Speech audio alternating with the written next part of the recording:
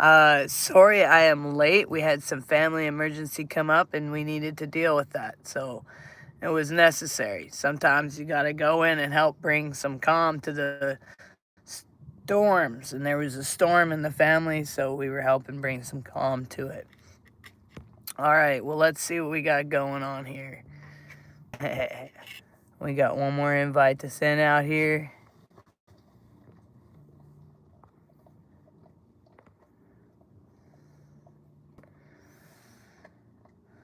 So hopefully everybody is doing well.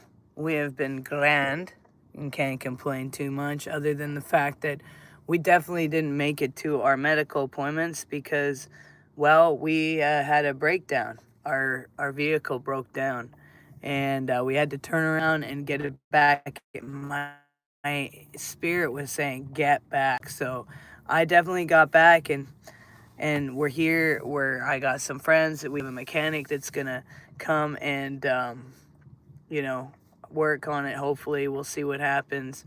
It depends what it's gonna cost to fix the whole thing in the first place, but this is where we gotta trust and faith the universe. But hey, remember, I do readings and all those kinds of things and help support by getting books, or if you want to donate, let me know. But hey, yeah, we definitely gotta figure that one out. But it always works out. But remembering the ocean, we're gonna talk about, okay?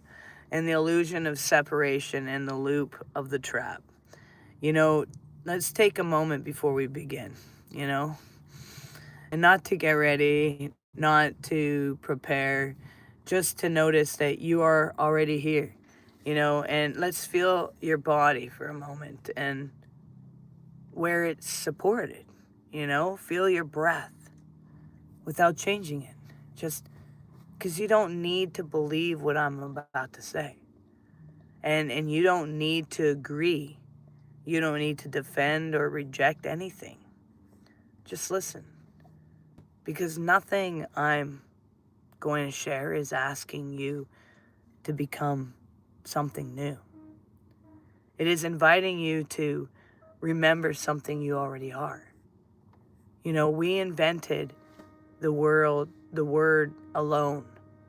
The moment we forget how to feel ourselves inside the whole, that's not poetry.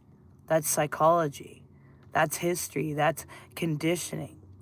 There was never a moment in history of the universe where you were actually separate from the source of existence, but there was a moment when the human nervous system learned fear, and fear needed language. See, fear does not mean danger is present. Fear means uncertainty is present. And uncertainty is intolerable to an unregulated mind. So fear begins to narrate, and fear says something is wrong. Fear says, you are on your own. You must secure yourself. And that's where separation begins, not in reality, but in interpretation. In the first story, before belief, before religion, before philosophy, there was a story. The story went like this: I am here, and the world is there, and I must survive. This story kept us alive long enough to build civilization. It also fractured something important because it is based on a false premise that life is happening to you instead of as you. I want you to hear this slowly for a second. A wave is not a thing. A wave is energy expressing itself through water. And the wave does not come from the ocean. The wave is the ocean, temporarily visible. The moment the wave believes it is separate, fear is born. And fear creates urgency. Competition creates heresy. Heresy creates comparison. Hi, how's it going? And comparison creates suffering. And now this brings this image into your own body. You are not a thing moving through the universe. You are the universe becoming aware of itself at one point. And this is not spiritually. This is physics catching up with the mystics and mysticism. And when you were born, you did not have an identity. You had sensation, need, emotion. See, your nervous system learned how to regulate itself through others. And if you were soothed, connection felt safe. If you were ignored, connection felt dangerous. And if love was conditional, performance became necessary. And this is not pathology. This is biology. Hi, how's it going? But here's where distortion begins. At some point, instead of feeling, you begin to monitoring. And you learn to watch yourself from the outside all of a sudden. And there you are alone, but yet you're asking yourself, how am I coming across? Am I acceptable? Am I too much or not enough? And the mirror became more implant than body. Hi, how's it going? Anything that didn't fit the image went underground. Anger, grief, desire, fear, sensitivity. Religion called this sin. Psychology calls it repression. Different language, same fragmentation. And what goes underground doesn't disappear. It runs. And it runs the system from below. And this is the shadow, not evil, unacknowledged. One thing for years, a few years ago, I felt like I was in the universe all on my own. Doesn't matter how many friends I have or if I'm single or not. Exactly, dude. Yeah. Yes. Thank you. See, religion and an external God, let's talk about that. Early spiritual texts did not describe some distant God, which religions created. The divine was your breath. It was being, life force, presence. But fear basically prefers distance. So they created these external gods. And the external God created psychological safety somehow. And if something is in control, then maybe chaos has a meaning. But over time, this became heresy. God above, humans below, worthiness measured, salvation delayed. The most damaging lie entered consciousness. You are broken, but maybe later you're going to be whole. The false promise, a single prayer, a moment of belief, a transaction of faith, and you'll be saved? Saved from what? Hi, Marcia. Hi, Mom. From the eternal punishment invented by the same story? But while attention stayed fixed on the afterlife, the present life tormented went unquestioned. The torment of believing you are alone. Religion doesn't hold the monopoly anymore. The trap evolved, and now it looks like images, other lives, other bodies, other success stories, other awakening. You open a screen and compare your internal reality to someone else's edited story. You see their confidence, their peace, their freedom, and you privately hold your doubt, and the mind says, everyone else figured it out. I didn't. This is not coincidence. This is conditioning upgraded. Here's the loop exactly as it functions. You feel disconnected. You look outward. You compare. You feel lack. You judge yourself. You try harder to become someone else. And you reinforce separation. And it repeats. Neuroscience is clear about this. What you rehearse and reinforce, the brain does not differentiate between truth and familiarity. This is a trap, not a cage. It's called a loop. Because the loop feeds on attention. The moment you stop looking outwards for confirmation of worth, the system weakens. Well, someone farted. Hopefully you blew up the universe at the same time. Did you try lighting it? Catch some fire to it or something? We all got body functions. They do things. The moment you turn inward, not to fix, but to feel, something begins to collapse. And this is where the next part goes deeper. The mirror trap, the shadow matrix, and the inherited loop. There is something important to understand about comparison. Comparison is not a moral failure. It is not vanity. It is not weakness. Comparison is a survival strategy that outlived its usefulness. And at one time, watching others closely kept us alive. It taught us, what was dangerous, what was acceptable, what led to belonging. But belonging slowly replaced being, and the nervous system never forgot.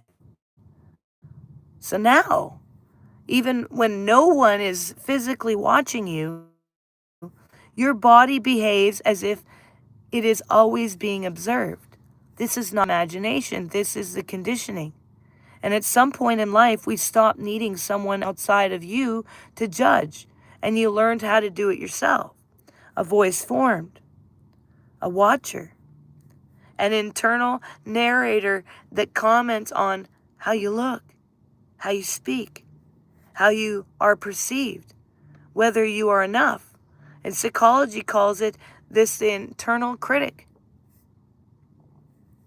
Religion once called it conscious. Same function, different costume.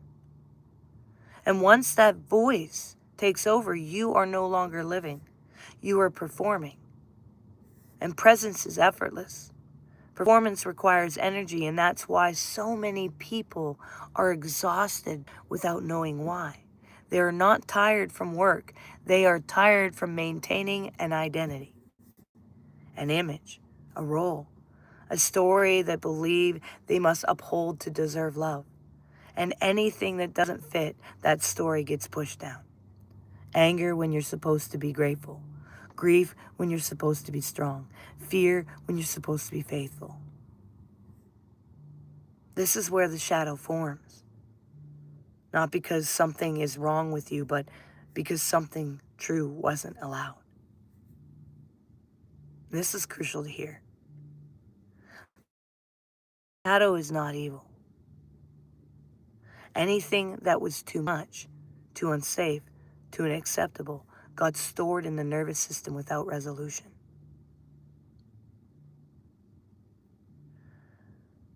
You ask yourself the truth of why you feel them and how are they really there and where they started. See, the shadows is what we're afraid of, and you got to go to them. It's that part of you that got squashed down. And see, we're not supposed to ignore our feelings. See, it seeks expression. If you don't own it consciously, it will express itself unconsciously as projection, as comparison, as a belief that someone else has what you lack. Now, let's talk directly about the mirror trap. Every time you compare your life to another life, you are comparing two incommensurable realities. You are comparing your internal sensation to someone else's external presentation. And this is never a fair comparison. And the mind always loses because you see your doubts, your fears, your consistency, your unfinished healing, and you see their uncertain, their clarity, their success, their peace. And what you don't see is their shadow.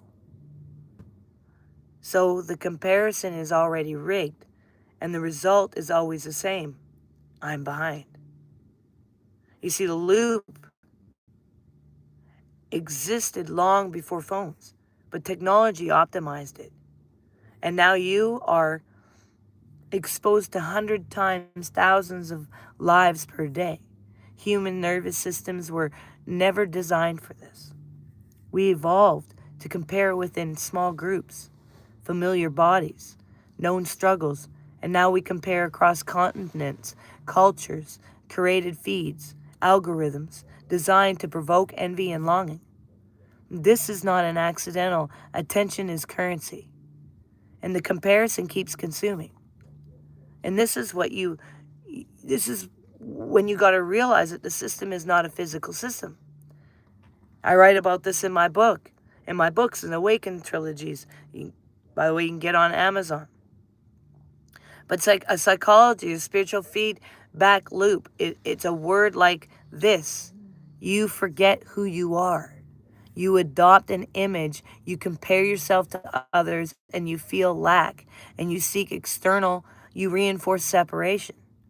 And the loop strengthens. And the matrix does not need your suffering. It needs your belief. Your belief that you are incomplete. Belief that fulfillment is elsewhere. Belief that you must become something else. People often want to fight the system, blame religion, blame technology, blame society, but blame keeps the loop intact. Because blame assumes outside cautions, and the trap is not outside of you. It is within you. Awareness itself, not as a flaw, as a habit. And now we're going to go deeper on this. See, patterns repeat until they resolve. This is true psychology, this is true biology, and this is true energetically. Trauma repeats across generations. Behaviors echo through families. Stories get inherited through nervous systems. Your reactions didn't start with you. And I see this in my kids all the time. You know, parents, we see our kids do things that we had experienced. And we're like, the heck, where'd they get that from? So your fears didn't start with you. Your longing didn't start with you. Your memory is not only stored in brain, it is stored in the body.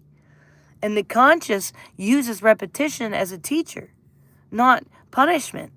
Forget the fantasy version. Reincarnation is not about punishment. It is not about reward. It is about completion. Energy returns to resolve what is unfinished. And you are not here because you failed before.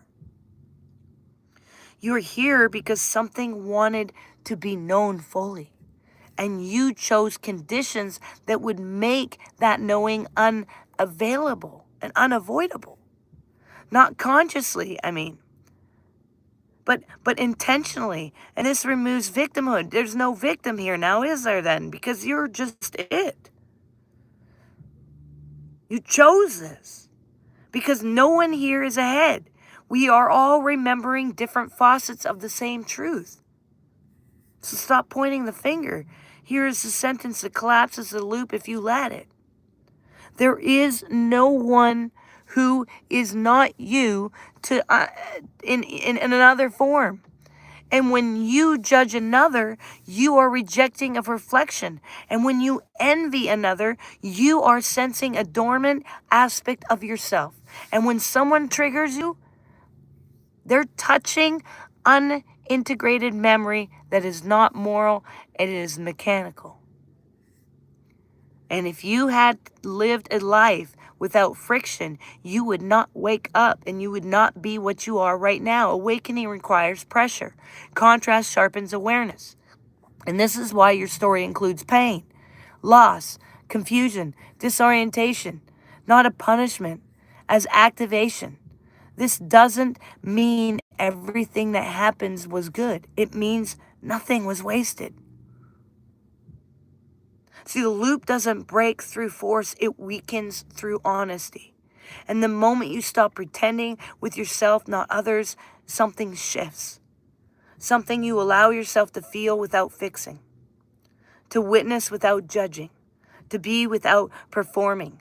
The watcher softens, the mirror cracks, and something real begins to surface.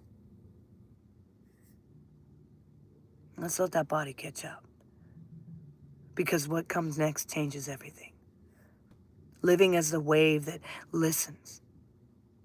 And let me bring this down from the heavens for a moment. Which is out from the heavens. Because it's internal. And to place it back into the body, back into the street, back into the ordinary life, because this isn't about enlightenment as an idea. It's about how you move through actual day, how you drive, how you respond, how you listen, or how you don't. Most suffering doesn't come from pain itself.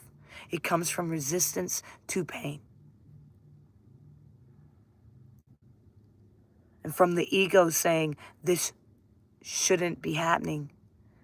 I don't have this time for this. This ruins the plan.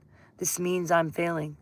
That voice, that tightening, that contraction, that's the moment we think we are outside the ocean, fighting the current instead of moving with it.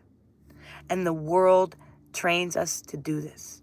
The rat race doesn't ask whether your soul agrees. So we push. We override signals and we silence the body. We ignore situations and we call this strength. So let me tell you something that happened very recently. Actually, just happened yesterday with me. And oh my gosh, I have all these medical appointments, right? And they're very important to get to. And the mind was already racing. But then I said, nah. I calmed myself. But the only reason the mind was racing because something was already telling me that it wasn't a good idea to go, and I ignored it at first. Well, I get an hour away, and my rig doesn't sound right. And instead of doing what I would normally do and push through, something inside me was like so loud. It said, you need to stop. And I called Mom, told her, you need to stop and turn around. I mean, this was an unmistakable signal. Turn around now. It was not gentle, it was urgent, like the whole earth shook at that moment. And at that same time is when the vehicle started to hesitate. Strange sounds, resistance, something not quite right. But see, this is where the ego usually would have taken over. And I can't afford this. Ruins everything. I must push through. I don't have time to listen. But I listened. But that's because I knew that's the fallen mindset. Not sinful, it's disconnected when you think that way. Seeing ourselves as separate from what's happening, as if life is an obstacle instead of a conversation. In that moment, there were two stories. This is a defeat.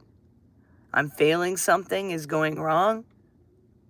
Or two, I am the ocean, and the ocean is speaking. And turning around wasn't quitting. Because if I pushed forward, if I ignored the signal, I would have been isolated, stranded alone, further from help. I was surrounded near resources where I turned to, near support. I don't know how I'm going to get the finances to get it. This guy's $75 an hour, but I guess I got to see what's wrong with it anyway.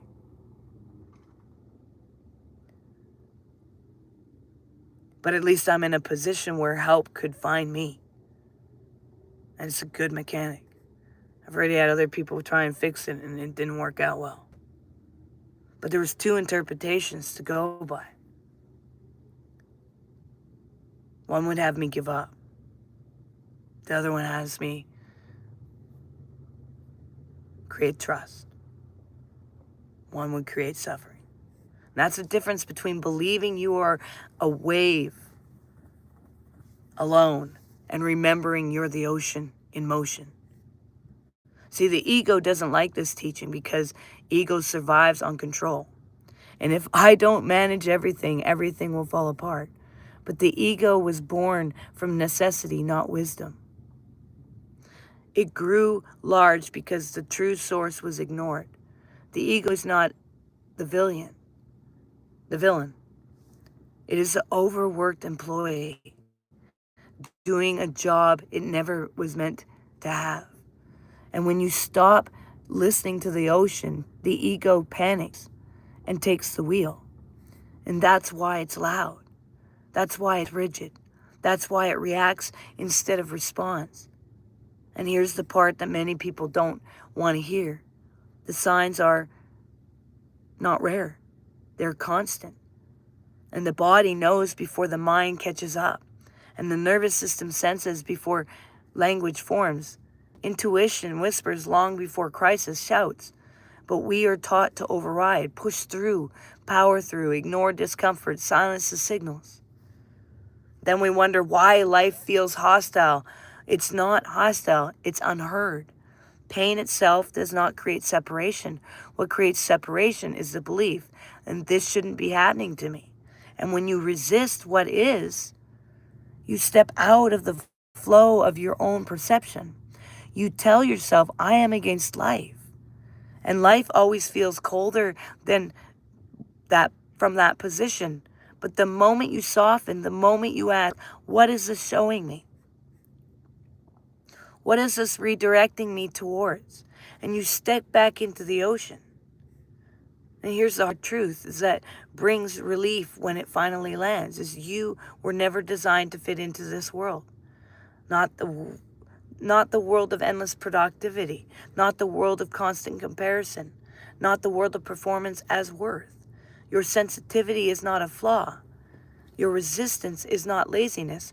Your exhaustion is not weakness. It's the nervous system rejecting a false narrative. And the rat race requires a fragmentation, and the soul requires wholeness. And that's why the struggle exists. The fall was never moral. It was perception. And the fallen mindset is the belief, and I am on my own in a holistic world. In a hostile world, not holistic. I don't know why I said holistic. But I'm not alone in a hostile world. The remembering mindset says, I am life responding to itself. One creates fear, the other creates cooperation. One creates ego, inflation, the other creates humility without humiliation. So ask yourself this. What if I didn't ignore the signals anymore? What if I trusted pauses, delays, redirection? What if no wasn't rejection but protection? What if what you called interruption was actual guidance? Most breakdowns happen because we didn't listen early, not because life punished us. And when you know you are the ocean, you don't panic when the wave shifts. You don't force outcomes. You don't cling to plans. You respond. You adapt. You trust. That movement itself is intelligent, and it makes life coherent. So the question is not, how do I control life better? The question is, how do I learn to listen more deeply? Because the ocean is not silent. We just learn to talk over it. It's time to listen. Make sure you do one thing towards your dreams every single day. It brings you one step closer. Make sure you recognize you're valuable and you matter, and you're all unique puzzle pieces, a part of the ultimate puzzle of the cosmos. Hang in there. Peace and love you all, you guys. Thanks all for joining. I appreciate you much. Very much. Apparently I can't speak very well right now. But peace and love. We'll see you guys next time.